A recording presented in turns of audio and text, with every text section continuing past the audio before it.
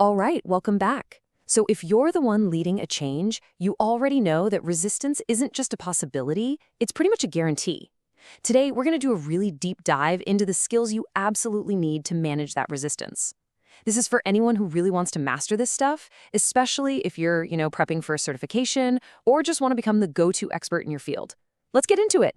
So, here's our game plan. We're going to start by reframing how you think about resistance. It's a normal part of the deal. Then we'll look at the two big paths you can take in any conflict, leading with power versus focusing on interest. After that, we'll unpack William Urie's incredibly practical five-step model for negotiation, and we'll wrap it all up with the ultimate safety net that every single negotiator has to have in their back pocket, the BATNA. Okay, first things first. If you're hitting a wall of resistance, that doesn't mean you've messed up. Not at all. It just means you've actually started. Think of it this way. Resistance is a predictable, almost required part of any change that really matters. And this quote just hits the nail on the head, doesn't it? People are comfortable with what they know. So the real trick isn't trying to stamp out every little disagreement, because that's just not going to happen. The goal is to work through most of that resistance so you can actually get to your vision. And to pull that off, you need one very specific skill. And that skill is negotiation. Now, let's be super clear here. We're not talking about manipulation or tricking people into getting your way. Real, effective negotiation is a collaborative process. It's where both sides come together to find a solution they can both live with. It's a real craft, and once you understand the principles, it gives you a massive advantage. So whenever you walk into a negotiation, you're standing at a fork in the road. You have a fundamental choice to make, and this choice is going to shape the entire conversation and what happens next. The question is, are you going to rely on power, or are you going to focus on interests? Let's break that down. A power-based approach is basically when one side, say a manager, just uses their authority to make something happen. The classic, this is the change, now do it. Sure, it's fast, but it breeds resentment, and you can easily win the battle but lose the war in the long run. The other way is an interest-based approach. This is where you actually work with people, you listen to their concerns, and you try to find a solution that works for everyone. It's about collaboration, not commands. So which one's the better choice? Well, look, the ideal is always to be collaborative and interest-based. That's where you get the best long-term results. But, and this is a really important but, you have to be ready for those times when the other side just isn't willing to play ball. For those situations, you need a plan, a framework. And we're going to dive into a fantastic one from William Urie, who's from the Harvard Negotiation Project. He lays out 5 supercritical skills, and we're going to start with the first one, which, honestly, might be the most important of all: getting a handle on your own reaction. Just think about it for a second. Someone challenges your big plan, they call it unfair, maybe they even attack you personally. Usuri calls this getting your hot button pushed. And what's your gut instinct? To fight back, right? To defend yourself, to argue.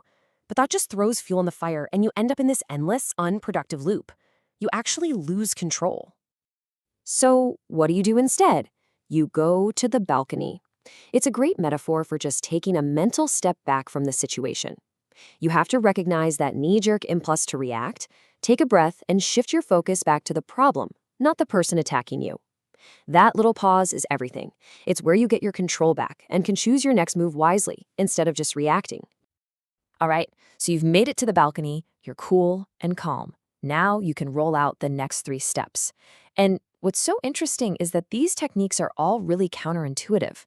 They go against what we'd normally do, and that's exactly what makes them so powerful. First up, active listening. This isn't just waiting for your turn to talk, it's about giving them 100% of your focus. Then, you actually paraphrase what they said back to them. Something like, okay, so if I'm hearing you right, you're concerned about, this does 2 things. It makes sure you understand, and it proves you are actually listening. It's an incredible tool for lowering the temperature in the room. Okay, next one. Don't tell, ask. Our first instinct is to just explain our side. No, you don't get it, the numbers show. But that just makes people defensive. A much smarter strategy is to ask questions. Questions that get the other person to think. It completely shifts the dynamic. So what's a good question look like? Well, it's not a trick question designed to trap someone. A great question actually makes the other person pause and think. It gently helps them see things from a different angle, and most importantly, it invites them to be a part of the solution, not just an obstacle. And here is a killer example. Asking a question like this can instantly change everything. You're not demanding they agree with you, you're asking for their advice. It encourages empathy and can turn a heated argument into a collaborative problem-solving session just like that. And the third counterintuitive tip, acknowledge their point. A lot of people worry that if they say something like, I can see why you feel that way, it sounds weak, like they're giving in. But it's actually the exact opposite. It takes real strength and confidence to validate someone's feelings without necessarily agreeing with their position. It builds trust, and it makes them way more likely to actually listen to what you have to say.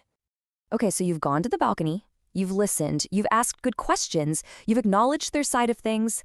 Now, you're ready for the fifth and final step, actually building a bridge to get to a solution. Now, one of the biggest hurdles you'll face is something called the not invented here problem. It's human nature. If you just march in and present your solution, people are probably going to reject it, just because it's your solution. We're all naturally resistant to ideas that are just handed to us. This bridge building technique is designed to get around that exact issue.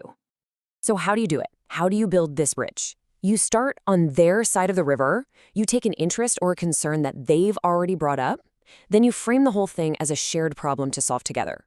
And crucially, you offer choices, not just one single take it or leave it plan. By asking, what do you think of these options, you're inviting them in and giving them a sense of ownership. But what happens if you do all of this and you're still stuck? What if the other side just refuses to work with you? This is when you need your safety net. This is when you need to know your BATNA. Now, BATNA is a core concept you have to know, especially for any of you studying for a certification. You need to have this down cold. It stands for Best Alternative to a Negotiated Agreement. To put it simply, it's your plan B. If this negotiation completely falls apart, what is the single best thing you can do without their agreement? That's your BATNA. It's your walkaway plan. Now, using your BATNA is a very aggressive, power-based move. It's an absolute last resort. In this example, the manager's best alternative is to fire Jason. When you state your BATNA, you are drawing a line in the sand, and you have to be 100% prepared to follow through. If you bluff and then you back down, you've lost all your credibility for any future negotiations. So let's just tie this all together. At the end of the day, the most effective way to manage resistance isn't about winning an argument or overpowering people. It's a disciplined process of staying calm, listening, understanding, and then working together to build a bridge to a common goal, all while being crystal clear on what your walkaway plan is if things go south. So the next time you run into resistance, try not to see it as a roadblock. See it as an opportunity to put these skills into practice. So I'll leave you with this to think about. When that moment arrives, are you going to build a wall or are you going to build a bridge?